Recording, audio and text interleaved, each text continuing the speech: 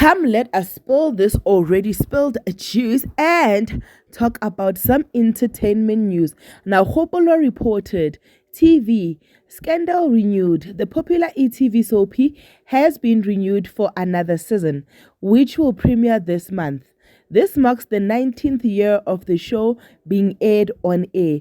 Scandal is the channel's number one show and falls into the top 5 most watched television shows in South Africa. Season 22 premieres on Friday, March the 29th.